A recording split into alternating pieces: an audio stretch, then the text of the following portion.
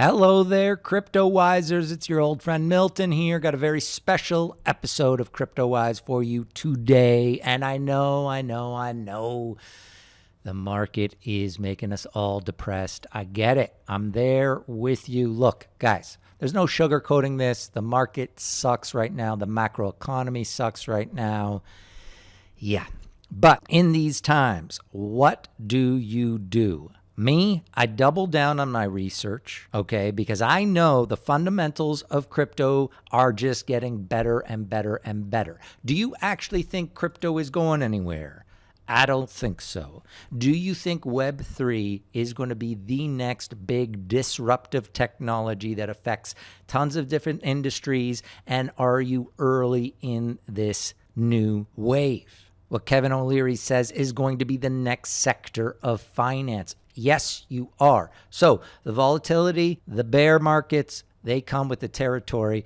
But what you got to do, at least this is what I'm going to do, more and more research. Because the thing is, a ton of these projects, if we're being honest, a lot of these are not going to even survive this bear market. And trust me, I have a few bags that I do not expect to be alive soon, okay? But principle number one, high-risk tokens, the high-risk degen altcoins, make sure they are only a small portion of your portfolio. That way, times like this, yes, I got some bags, some altcoins that, could die and they could go to zero right now. But overall, I feel okay because most of my money is in Bitcoin. It's in Ethereum, it's in Solana, it's in Polkadot, even in things like Chainlink or Filecoin, Uniswap, projects I know are going to be around. Does it suck that they're going down? Yes. Do I wish that maybe I sold it all and then just bought back so I had more of it? Yes.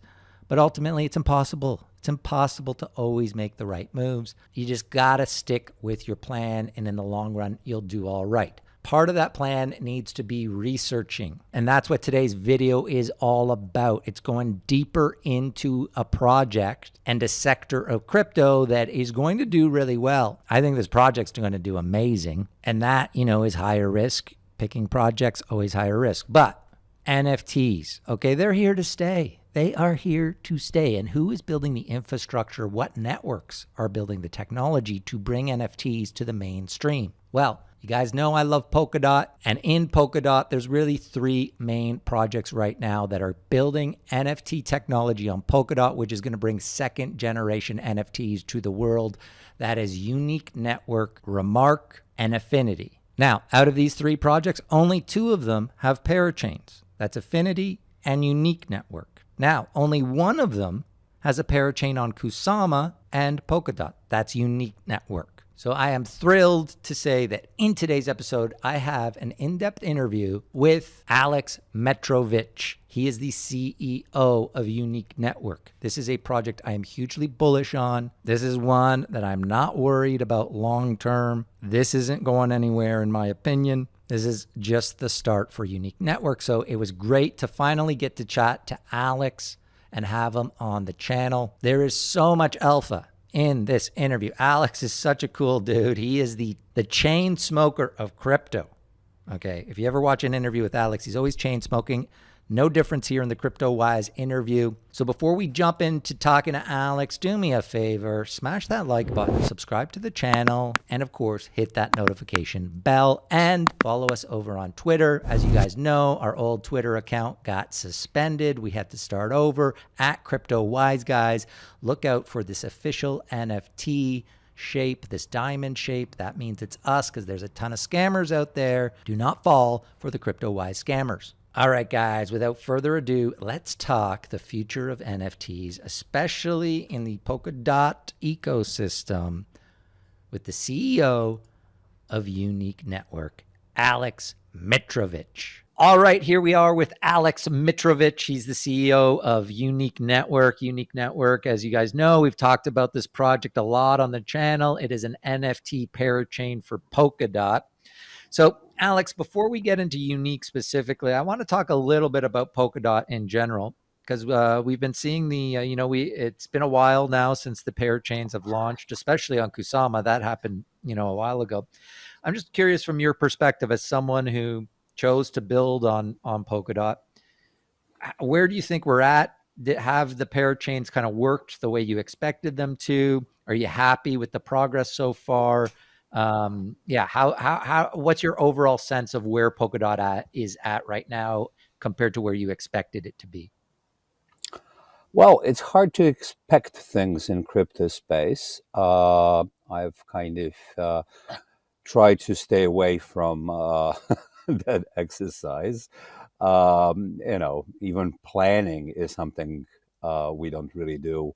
We plan for the next month or week or something like that. But because crypto space is so unexpected, that you cannot really kind of get into those long term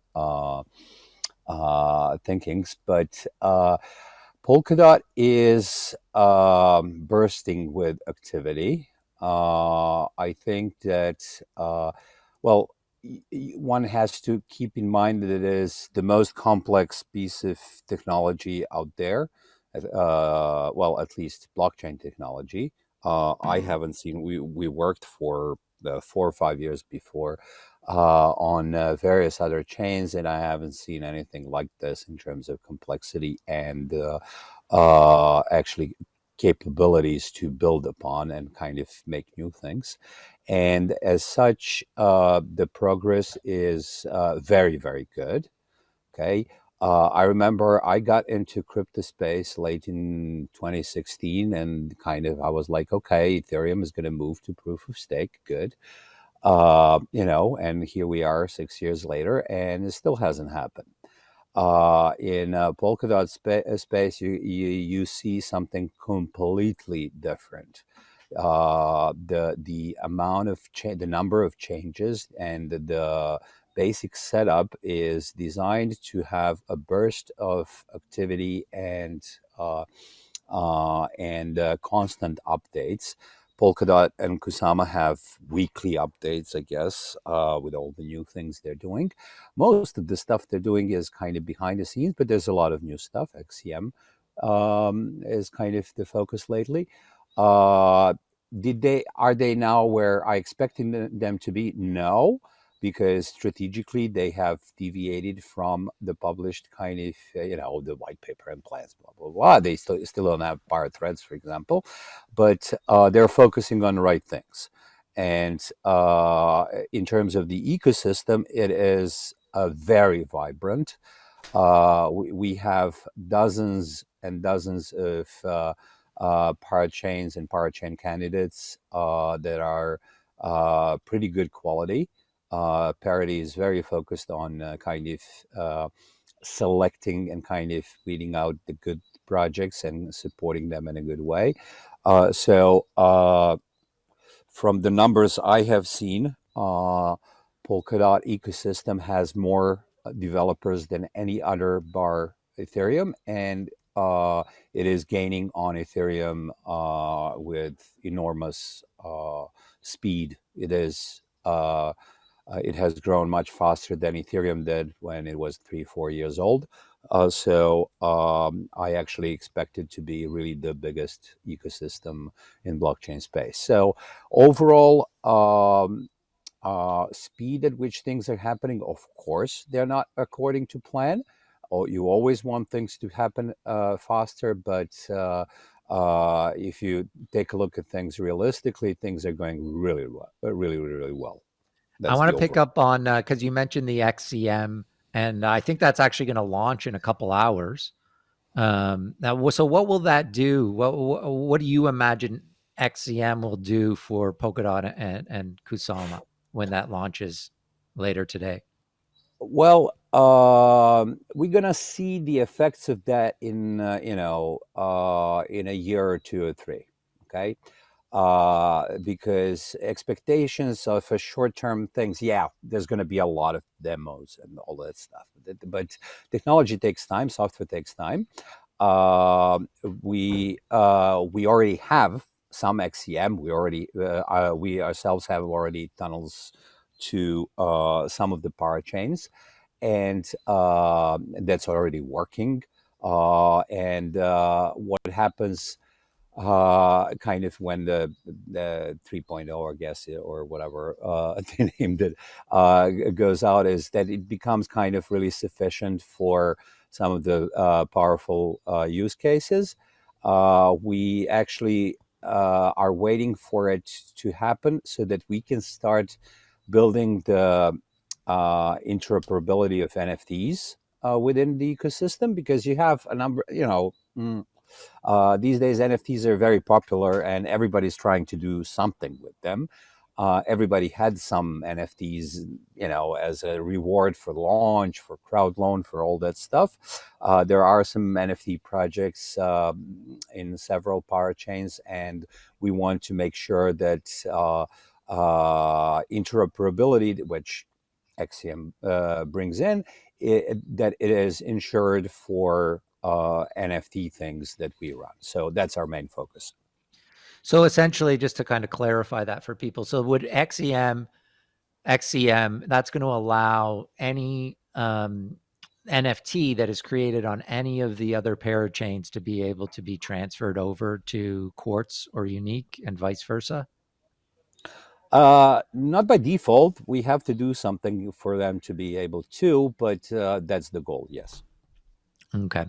And so on the channel, we've talked a lot about Unique, and I want to maybe skip over the general explanation. I know you've been asked that a million times, of kind of giving us the general scope of Unique, and people can go back and watch our videos on that. But I want to kind of be able to zoom in a little bit, since we have you here today, on exactly what does it mean when we talk about kind of the next generation of NFTs, and how Unique Network fits into that, and how Polkadot specifically allows for more sophisticated NFTs. So I just kind of want to go through some of these, traits, attributes that NFTs can have on Unique, and get your take on what that actually means. So one of the big things is this idea of allowing freemium games, as it's called, I guess, on blockchain. And, because I guess any game right now in a blockchain, you have to have some sort of charge, and depending on what chain it is, the gas fees are going to be, can be quite high. On other chains, it can be quite low. But even on the ones right now that have quite low fees, there's still some sort of fee that has to be there. So is the idea with the freemium games, this basically allows for any game to be on a blockchain, but not have any sort of transaction involved, no cost to the user, to the end user. Is that what that means? And then if that is what it means, how do you see that being a benefit to Unique? How can you use that to benefit Unique and the growth of Unique? Gaming has been a use case for blockchain for quite some time. A lot of people have been kind of scratching their heads around it, and have been trying to put in together infrastructure and technology that enables that combines the gaming with the security of digital assets and new economic models that comes along. But blockchain is a different kind of technology. It goes completely opposite to anything that people have built so far. In effect, every database that was built until blockchain was designed for scalability, was designed for flow of information, so that you can kind of, as cheaply as possible, work on massive amounts of data, and more the better, and the faster the better, and so on.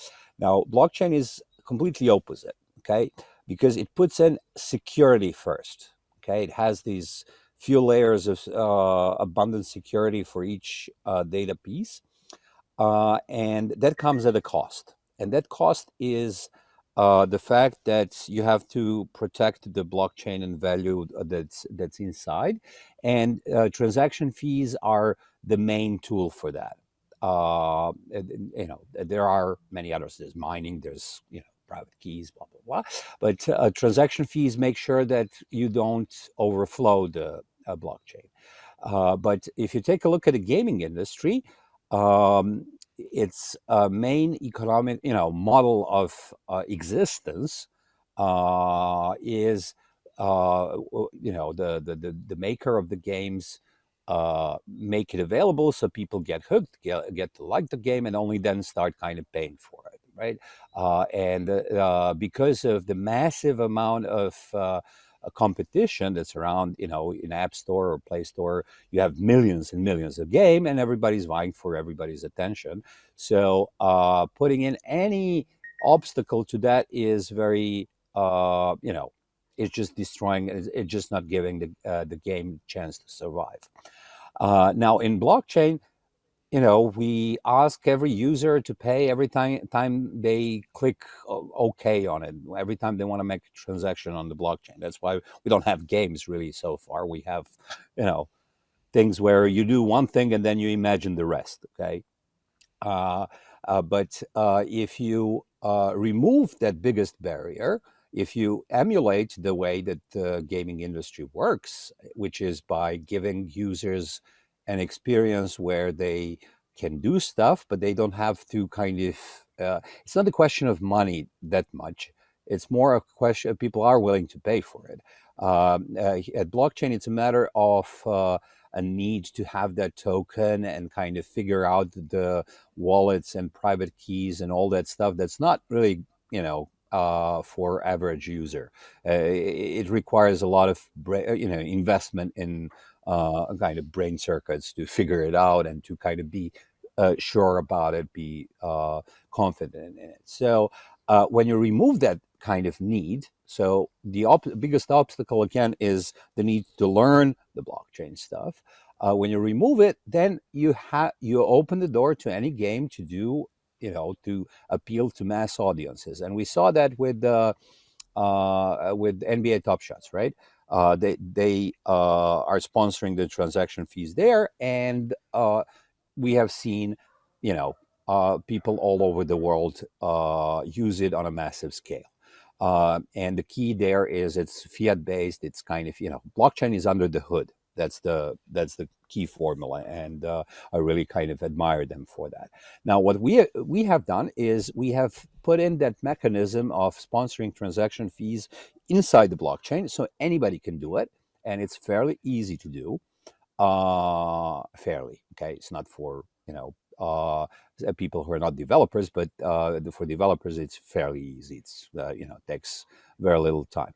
Um, so you open the door for them to to appeal completely to the mass audiences, and to do that for any application, any game, whatever it is. So uh, that's why I believe what we're kind of promoting is inventing a freemium gaming model. And what that will do for Unique is, I hope it will attract a lot of games who want to experiment with economic models and create blockchain games, and kind of and use it without the kind of the losing the appeal they have for their average users. Average gamer And is, have you had yeah.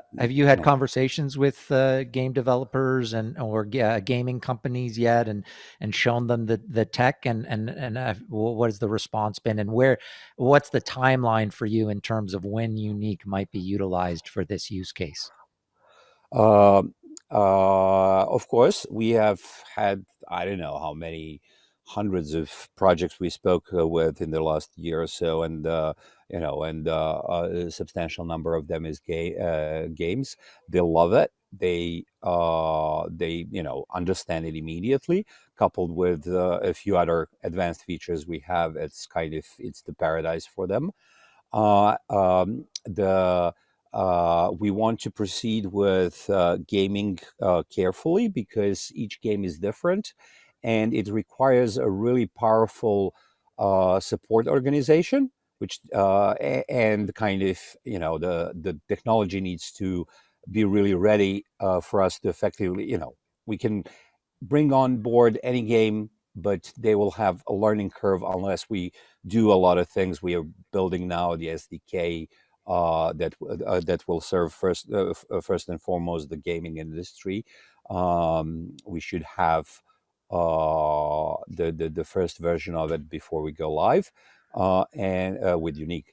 That is, and then we can really start kind of working with the gaming industry in a mature fashion. So one thing is having the technology. The other thing is being able to deliver it to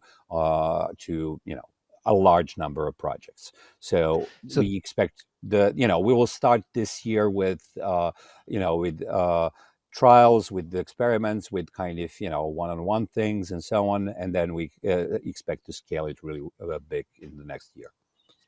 And you mentioned there that this will happen, or you'll have something before the mainnet launch of Unique.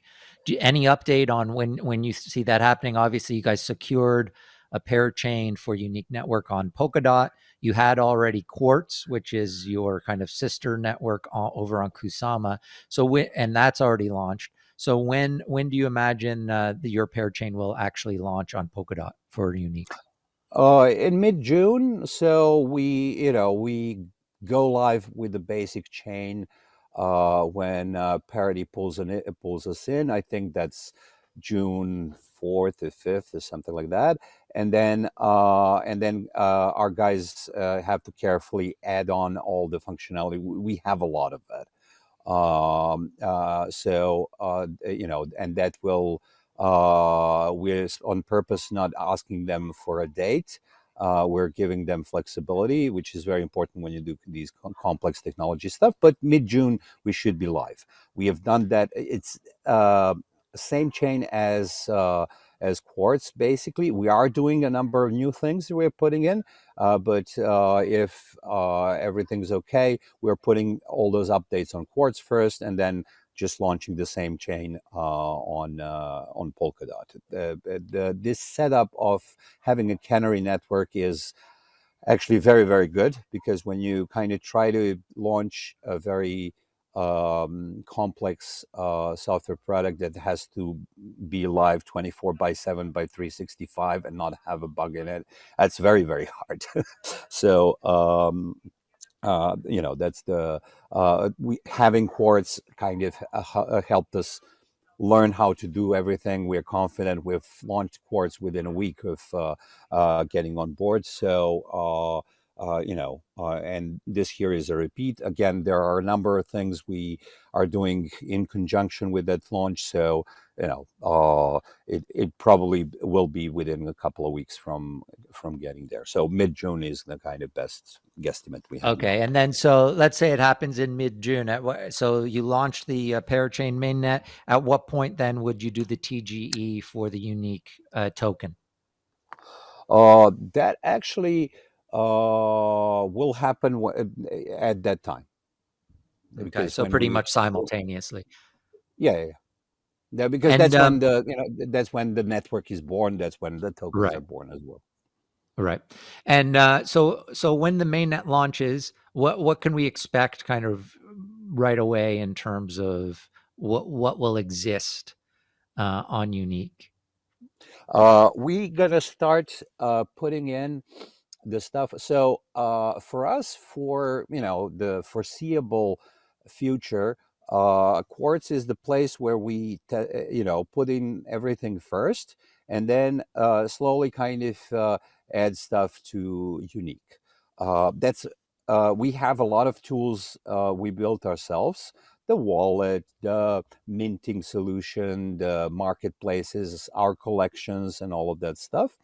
And what we are exploring now is the bridge between Kusama and Polkadot, and hence between Quartz and Unique. So we will launch all those tools we built. So there's a block explorer too, the wallet, Minter, and then the marketplace within the first few weeks of the network launch. And then the bridge is something that has a lot of different ways you can do it. So we haven't decided exactly when we're going to launch some of our collections there. But what we want to do is we really want to focus on projects that are building on top, and giving them the ability to launch on any of those two networks or both, as they wish. So the first job we have is to bring in all the tools, which we have done already. We know how to do it. and that will take again a week or two or three, and then we start doing a lot of cool things. I hope we're gonna start focusing on big projects, on a lot of projects, on cool stuff, and so on. So we're gonna start doing what we built all this stuff for. Right. And I just want to touch on this bridge idea because it is something that I'm curious about. So, is there going to be one major bridge built by Parity for Kusama and Dot to be able to interact with one another, or does the XCM with XCM can you No, does that no, work no. with Kusama and Dot, or are those separate in No, both no, those networks? no. XCM works within Kusama, between parachains, and within Polkadot. What I'm talking about is a bridge between Kusama parachain and And Polkadot Polkadot parachain. parachain. Yeah, So, but which for is you, so do you have to build that yourself, or is there going to no, be no. one that Mhm. everyone can use? So Parity Uh, builds one that everyone can. there's never one thing everybody uses in Polkadot ecosystem that goes against decentralization and so on. But there are several bridges that are built to some extent. Some or are being built. The Arvinia guys are building one. Parity has built one. There are other attempts. We will probably support multiple because it's simply kind of they're all different. I just spoke with the Ravinia guys the other day, and I like the sound of the things they're doing. It's very complex, so we'll see how it works in real life. Bridging technologies is probably the most difficult thing between these things because of security. It is extremely hard to get it right and to balance it well with user experience and the kind of speed and scalability and all that stuff. Those things remain to be seen. We may do something quick and dirty, simple that can work in the meantime. We are exploring now all the options and kind of will announce it when we know more. Usually, the way we do things is we first finish something and then only announce it. Right. Now, I like that. I like that style. So, I want to talk to you a little bit about other NFT projects on Polkadot. So, there's Remark, which does not have a pair chain and is kind of doing a bunch of different things. And I've seen you talk about the fact that you are working with Remark, and I want to hear a little bit about how you see um, you being able to work with them. Another project, though, that does have a pair chain that is also NFT focused is Affinity. I haven't really heard any talk within Polkadot of people working or collaborating with Affinity.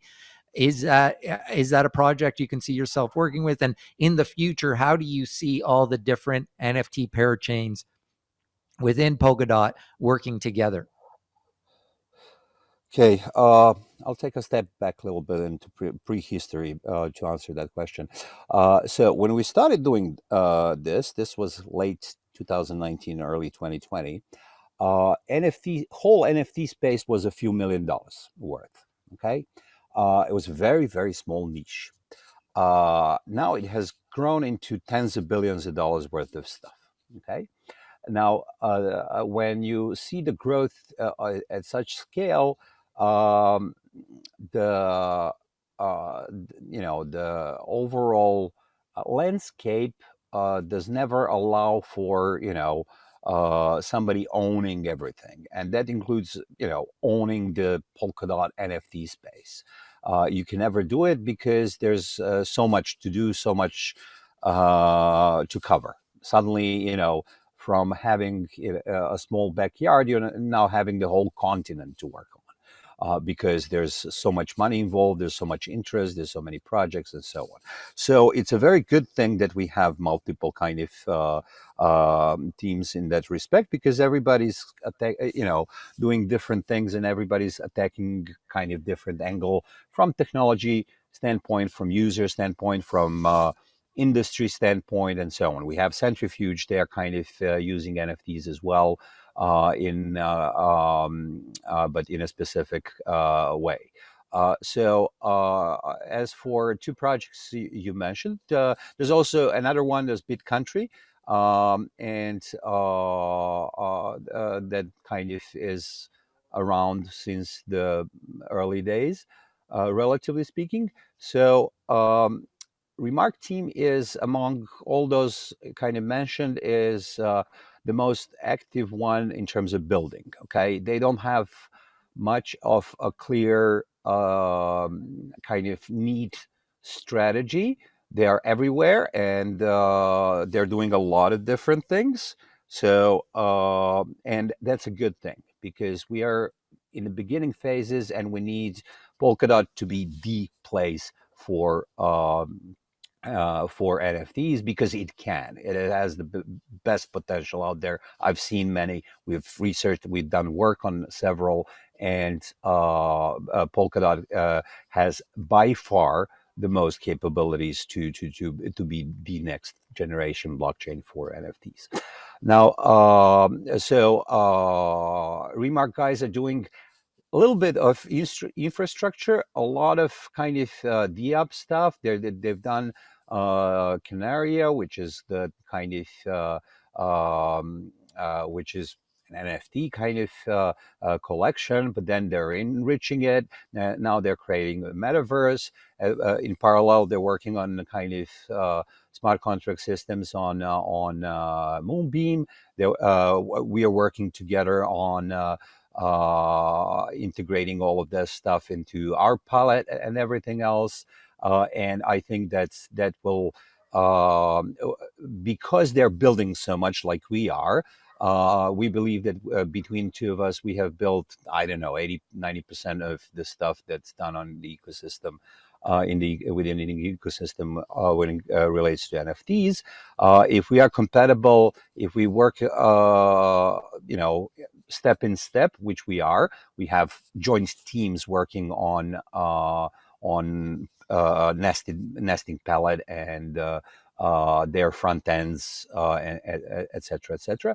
We're going to have a lot of powerful applications, which we already have, and we're going to see a lot of that implemented. In terms of Affinity, they have come actually very late to the game in terms of actual building. So they came in early last year, and they are still doing a lot of R&D. I believe that if they do deliver on their mission, what they will bring upon might be very useful for the ecosystem, but it remains to be seen. They're very vague in terms of specifics. So we're still waiting to see what they come up with. I know very well how hard it is.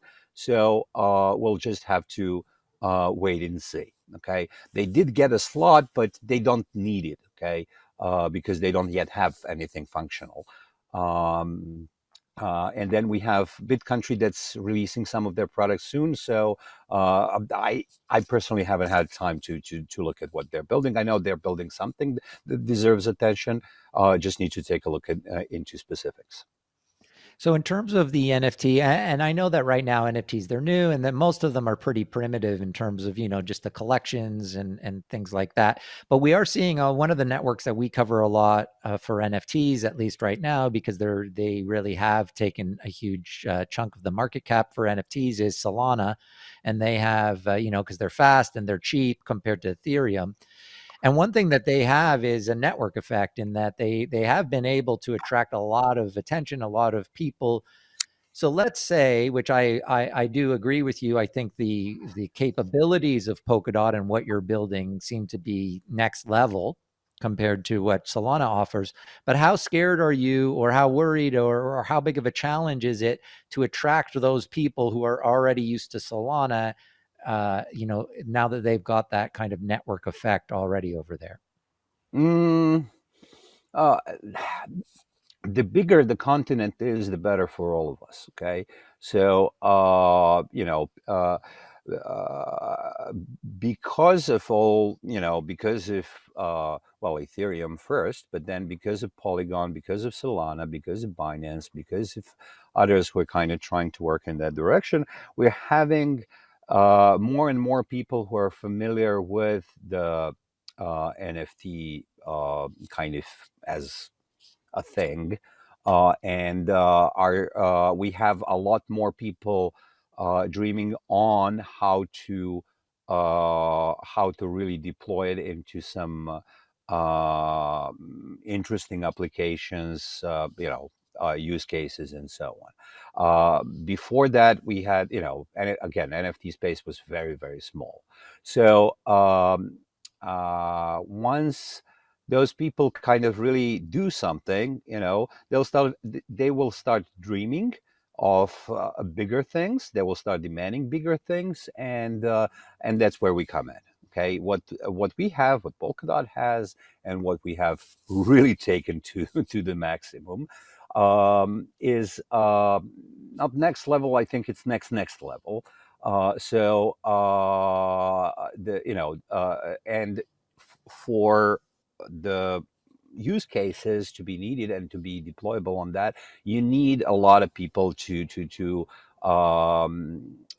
work with NFTs, to understand the basic capabilities, and to start dreaming about the more advanced ones, and to start coming up with solutions. So I'm glad that NFT space is having all those things, because I know that just like to understand substrate, you need somebody who's worked on blockchain before, because if you dive in, even if you have people with Ethereum experience, they gonna be very kind of on a shaky ground for half a year or so, okay, because it's so complex.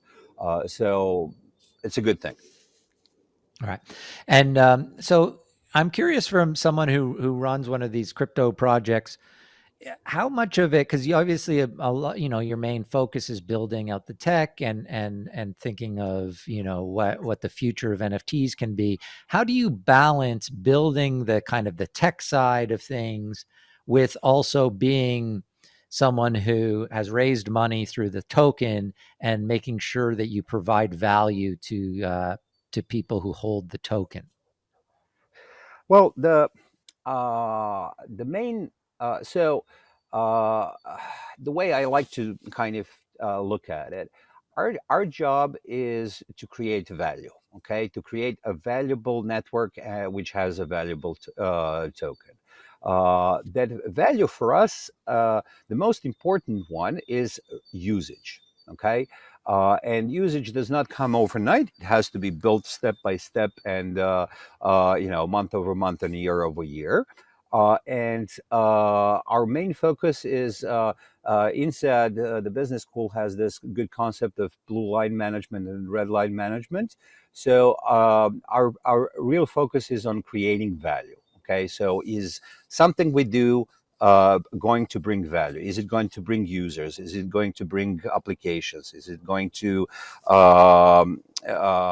bring innovation that will bring on more users, et cetera, et cetera? And we use that when we choose how to deploy our resources. So again, we have been contacted by hundreds of projects who want to build, and we cannot service them all. So we need to make the ecosystem strategy that can scale and that can work well. And that is one example of how to kind of handle that. We cannot kind of focus on every little, on many little things. We have to focus on a number of bigger and scalable things. And I believe that in the long term, that will bring the real value. Also, as we become parachain, we're going to start doing. We were very careful with the money so far. We were doing just very organic marketing and so on. We're going to start doing some really cool stuff. Yeah, that kind of leads to my next question, I guess. So if someone is watching this out there who has a NFT project they want to launch, and they're thinking, after listening to you, maybe Unique is the place for them to build it. What's the next step for them? What's the advice you give them? We have an ecosystem support group. They get directed there to via main channel on Telegram, and they kind of quickly figure out what the project needs and kind of send them the right way. We have several ways of addressing those. We're building the network of partners who are capable of helping the single use projects. We also have a tech that they can use to figure things out, very easily by themselves. So again, that group kind of gives the best direction, because we have a lot of tools that are white label, so it's actually very fast and very easy for people who know what they're doing to get in and kick off things. Alex, thank you so much for joining us. That's all the time we have for today, but we'll definitely be hopefully touching base with you later on, especially after the mainnet launches. But thanks so much. This was a really great chat today. Thanks so much. Thank you very much. Always pleasure.